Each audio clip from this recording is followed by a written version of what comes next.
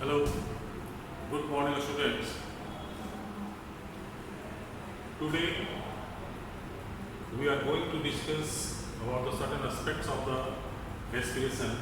The first part of the respiration, the different pathways we have already discussed in our previous class, and that was the conversion of glucose into pyruvate and pyruvate to carbon dioxide, water and energy, that is the aerobic pathway. Then anaerobic pathway where the pyruvate converts into lactic acid into the animals and into alcohol and carbon dioxide in plants. Remember, in the aerobic respiration, the energy produced in the form of ATP, that is very high, and that is being utilized for the various life processes. However, certain animals or the plants, when they undergo anaerobic respiration due to some reason, that doesn't mean they don't have the energy. Of course they have got the energy, but that is the very in low quantity. Therefore, always aerobic respiration is preferable into the plants and animals. So today we are going to discuss about the respiration, that is this is part 2,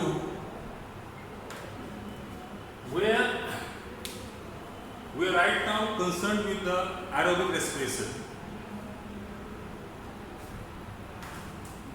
And we also into the anaerobic respiration in case of plants, there is the formation of the CO2. So, CO2 is produced during respiration. We will show it by certain activities which we can carry out very easily. Followed by, we will discuss about plants.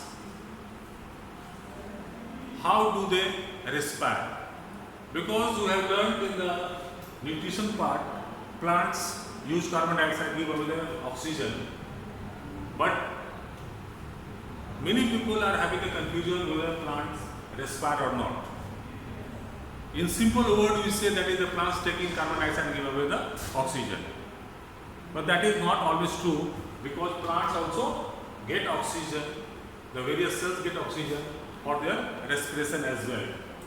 Thereafter, we discuss about respiration into the different animals depending upon their habitat, their body design,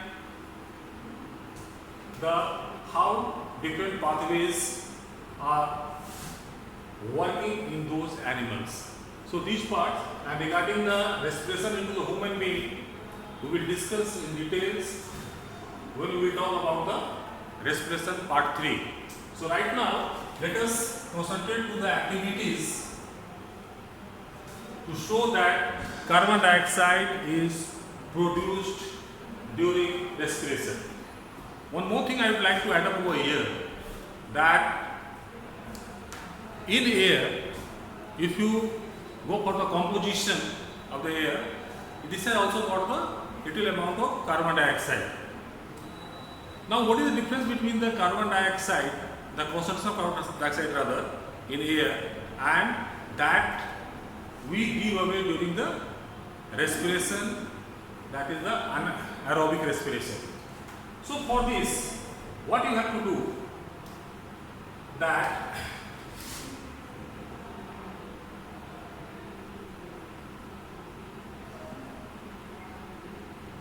you take 2 test tubes and take some lime water, freshly prepared lime water.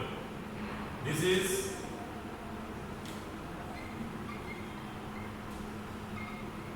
freshly prepared lime water. Why have you taken lime water? Because lime water, which is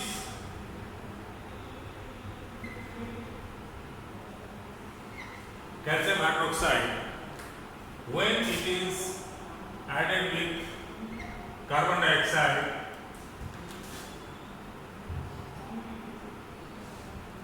this is a clear solution.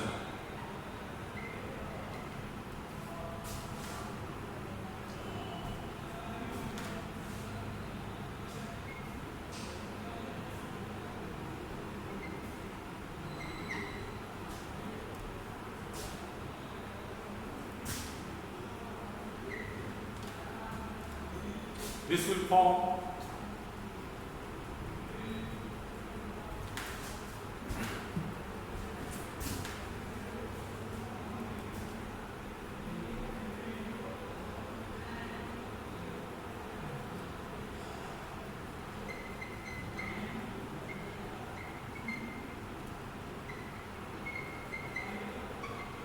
which is insoluble, and due to this insoluble carbon dioxide, calcium carbonate, that the clear solution turns milky. So this is the advantage of using the freshly prepared lime water into the two test tubes.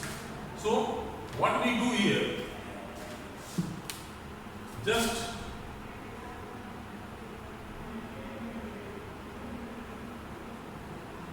add a glass tube into it and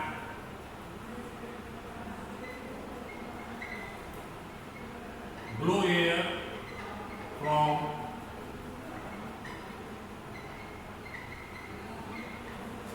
your mouth.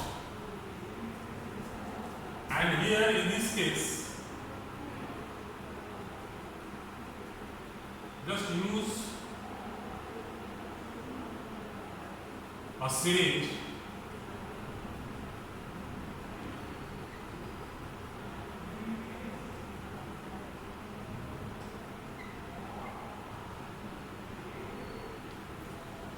and push air into it. Now, after blowing air from your mouth, it will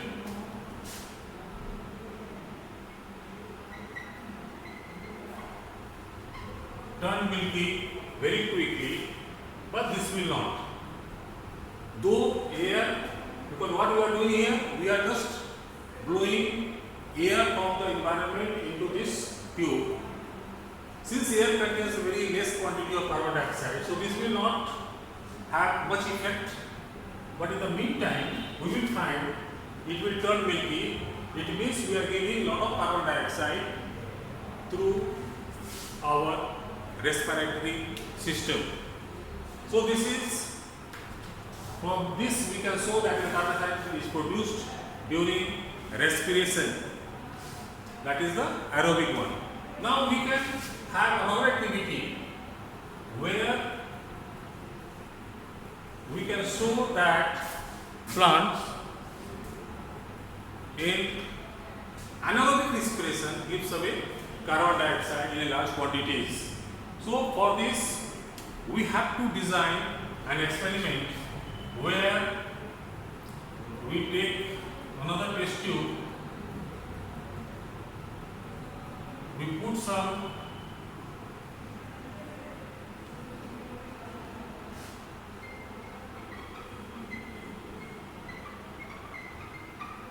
a strong sugar solution and add some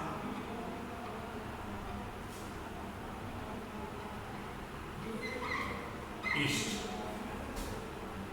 You must be knowing about the yeast. That yeast undergoes anaerobic respiration always. Just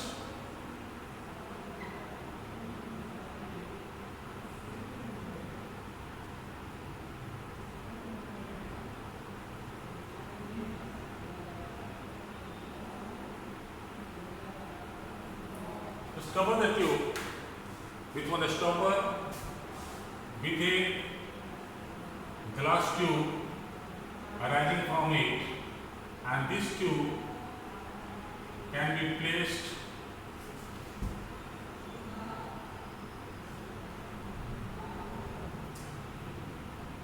in another test tube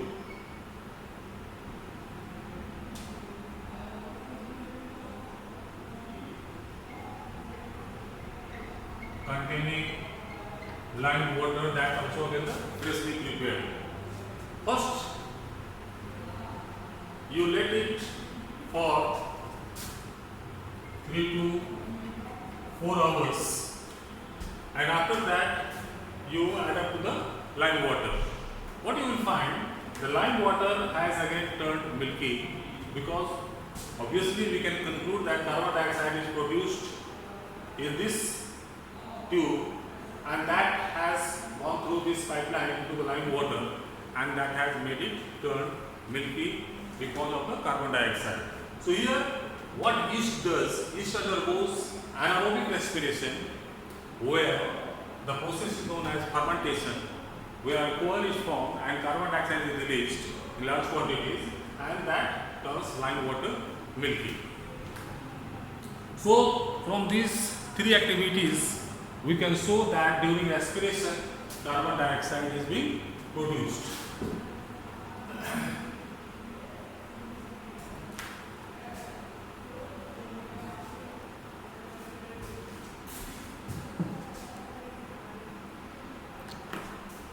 Now we'll talk about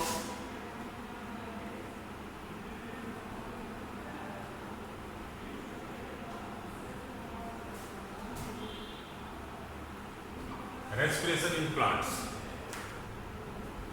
Plants also respire like we human beings, and during respiration they utilize here also the glucose to convert it into carbon dioxide and water, and energy is being produced. But exactly what happens during the process of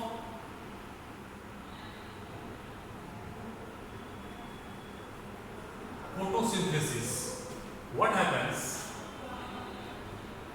Oxygen is taken in,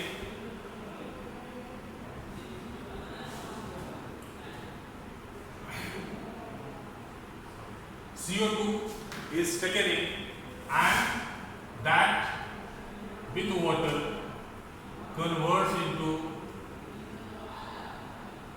glucose, where CO2 is being utilized. But what happens? This glucose plus O2 gives away CO2 plus water plus ATP. So now whatever CO2 is produced during the process of respiration, that is being utilized in the process of photosynthesis.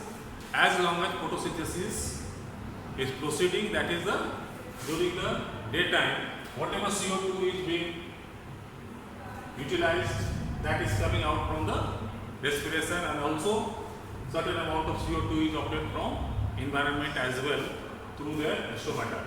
So here, but at night, what happens?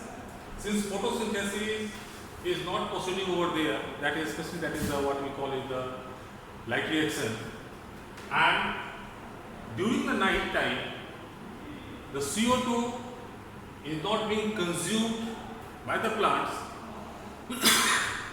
So naturally during the night they give away carbon dioxide and take in the oxygen for the purpose of respiration.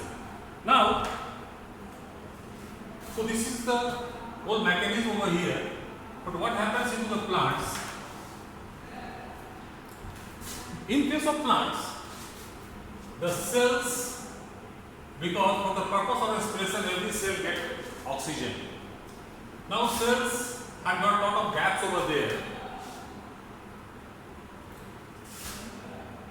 So whatever oxygen arrive in the gaps, they pass into different cells by the process known as diffusion, although all the cells are not in contact with the environment. So plants, if you talk about the leaves, they have got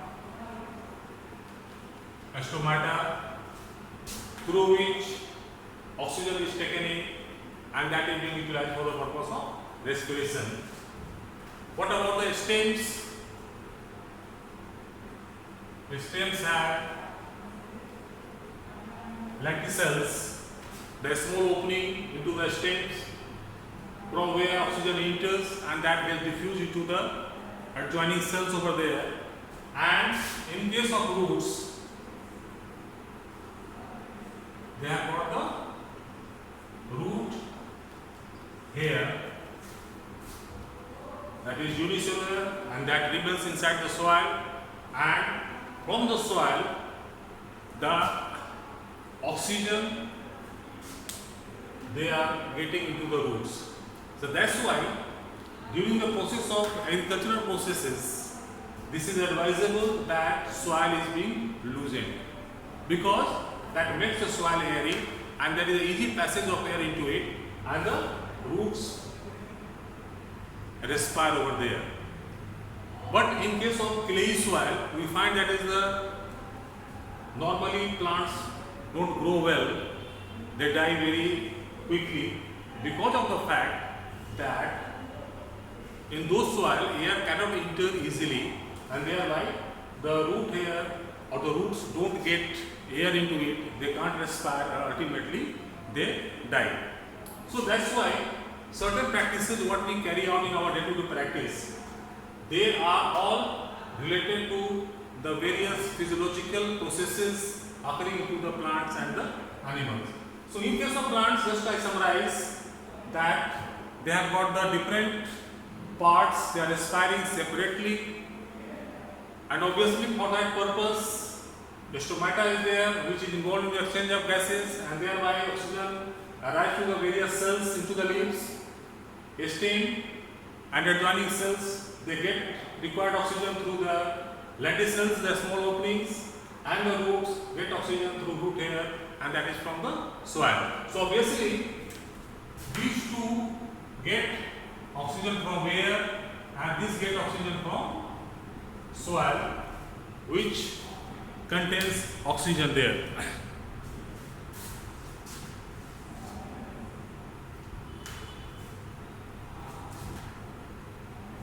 Now we will talk about certain other animals with the different habitat and how do they respire. First we will talk about aquatic animals, especially we talk about fishes.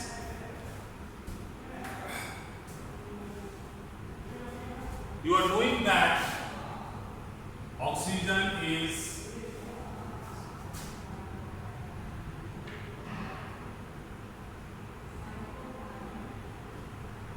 having very low solubility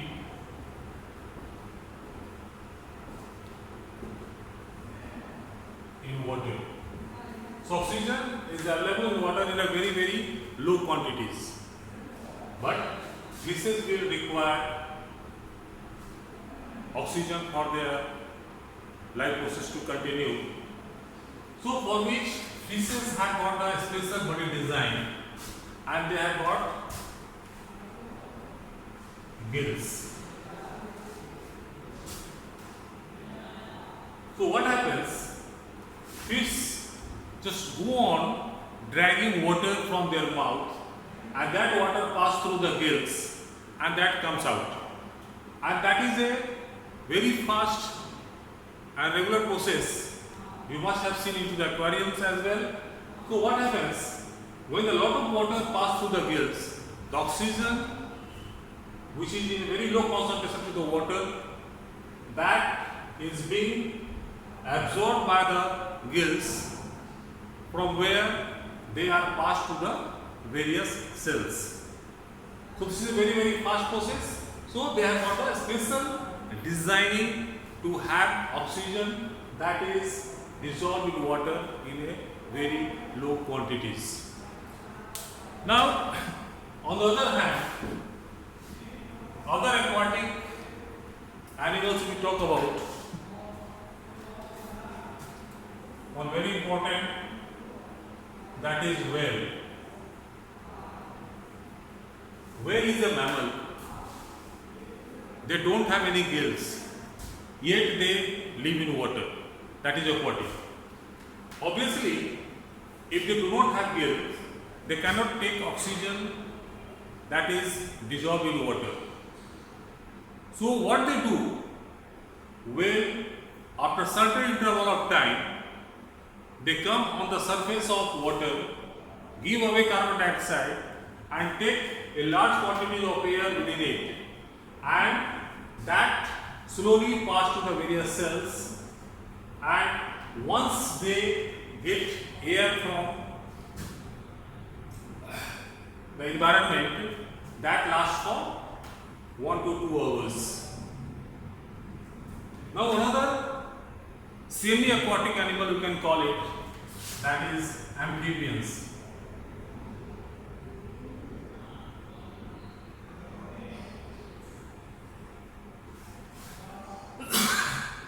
Amphibians are the animals who can survive on both land as well as in water. So while in water, they absorb oxygen from it through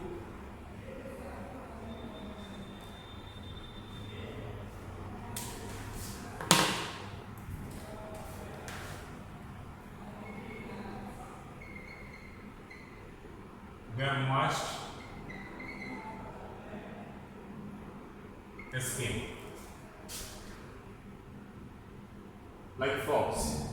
So frogs and their tadpole stage, they have got gills over there, so they respire like fishes, but when they become adult, they can survive both in water and land. While in water, they absorb oxygen from water through their moist skin, and on land they use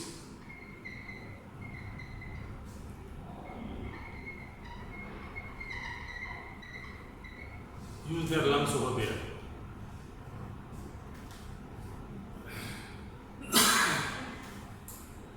Similarly, different pathways are there in the different other kinds of animals, like insects. They respire through their spiracles.